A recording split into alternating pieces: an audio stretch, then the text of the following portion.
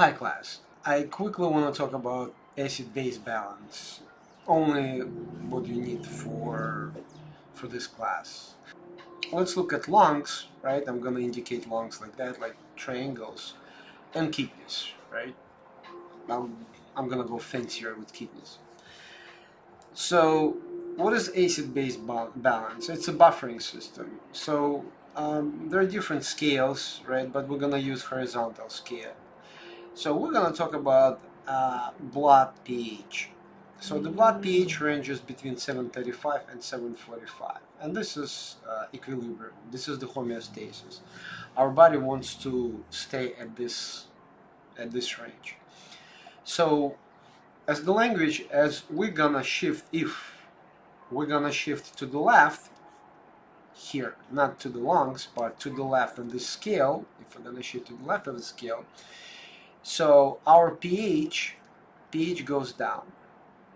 So it means that this is an acidic state, acidity. If our pH scale shifts to the right, then we are on more basic side. So it's alkalinity. Alkalinity. And there are two important molecules that are responsible for that. So one is the buffer, it is bicarbonate.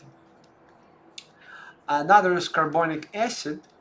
So how our body is able to get rid of toxins from the system.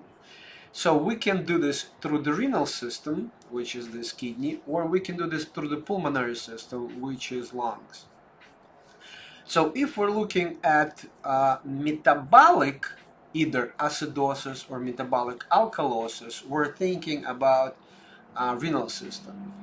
If we're talking about pulmonary acidosis or pulmonary alkalosis, we're talking about the pulmonary system, the lungs. So on this side, our body is able to get rid of carbon dioxide. So we're going to point like that, right? So we're getting rid of carbon dioxide. And here, we're able to get rid of hydrogen, right? So, or let me put hydrogen on this side. We're able to get rid of hydrogen. So the hydrogen we excrete. Carbon dioxide we exhale, and hydrogen we excrete.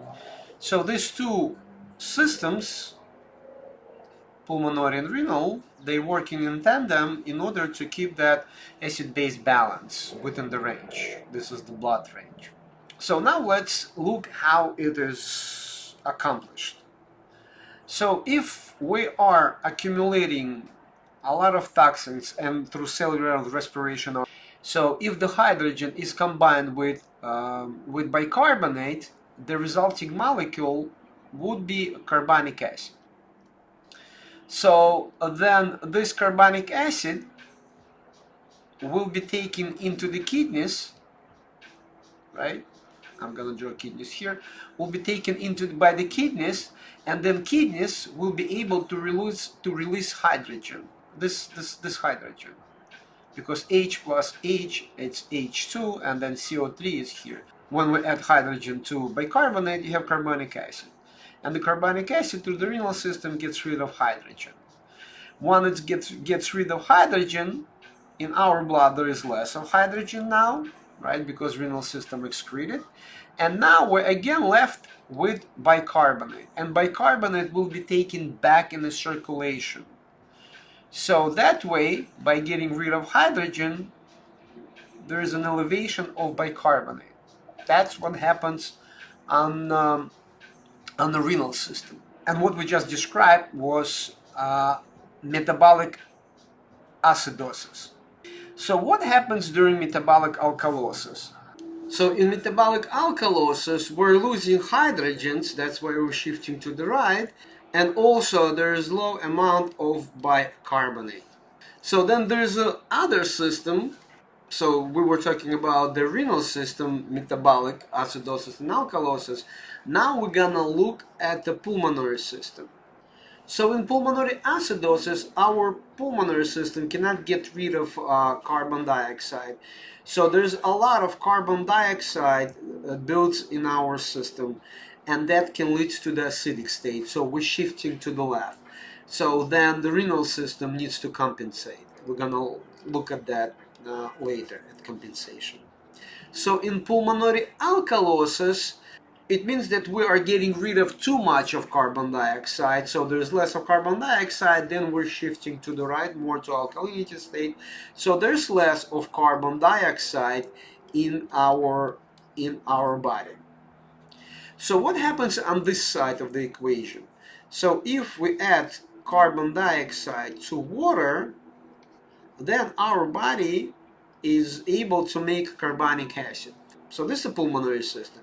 So to get rid of carbon dioxide, it's this carbonic acid that will be split into H2O and into carbon dioxide. And that's how we're able to get rid of carbon dioxide. So by getting rid of carbon dioxide, there is less of carbonic acid in our body, because carbonic acid, we used it to bring the carbon dioxide and take it out. So the carbonic acid is simply water and carbon dioxide. So it's H2, H2, C, O3. O plus O2 would be O3. So by getting rid of carbon dioxide, there is less of carbonic acid in our system. So now let's look at actual compensation. So what happens? So this is a normal state, what you see here, right? Our lungs, our pulmonary system is supposed to get rid of carbon dioxide, and our renal system needs to get rid of hydrogens metabolically. So for example, if there is a pulmonary, let's say acidosis. So in pulmonary acidosis, there is accumulation of carbon dioxide in blood, right? So what happens? So if there is more of carbon dioxide in blood, then the renal system needs to compensate by taking out hydrogens. So this is the compensation. So I'm going to put down here compensation. So what happens in pulmonary alkalosis? So in pulmonary alkalosis, there's a low amount of carbon dioxide in blood because we are losing carbon dioxide, hyperventilation. You get rid of carbon dioxide. So then the renal system needs to compensate. So there's going to be more hydrogens in our blood. Then it's going to be more hydrogens. So in metabolic acidosis, there is more hydrogens in blood. So the pulmonary system needs to compensate by getting rid of carbon dioxide. So there's a lot of hydrogens in our blood, but now you need to get rid of carbon dioxide. So in metabolic alkalosis, there is less of hydrogens in blood, So then the pulmonary system needs to compensate and increase carbon dioxide in blood. Meaning, how do you increase the presence of carbon dioxide in blood? By hyperventilation, by not expelling carbon dioxide. So that way you can accommodate the renal system. So it could be very confusing, back and forth, but if you stop for a second and you start looking at how the system can compensate the other system, it would be kind of straightforward. Simple, crude memorization. If you have this, you have that, you have this, you have that, will really not to help you. So what I would do, how I would approach studying, so have this type of chart, kind of like that, and think of compensation. So if you are getting rid of a lot of carbon dioxide on this side, then here you need to increase presence of hydrogen. So you need to increase hydrogens to compensate because you're getting rid of too much of carbon dioxide. In another scenario, if you are keeping carbon dioxide here, then obviously you need to get rid of hydrogens on this side, right, on the renal side. So that would be pulmonary side.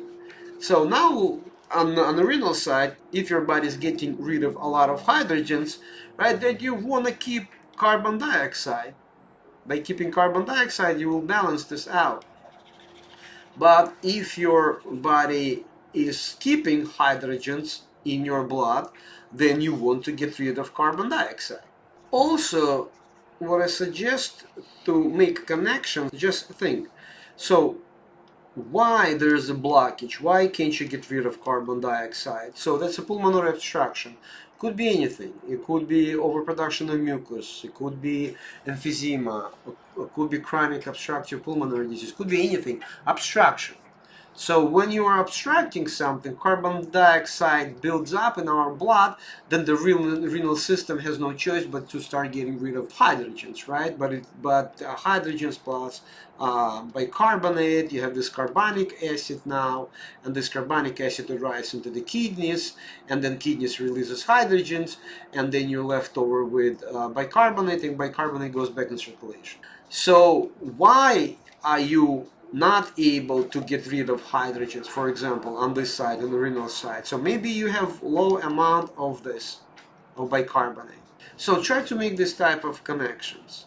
In the normal state, when you are removing hydrogens from renal system, then your bicarbonate would be a little bit elevated.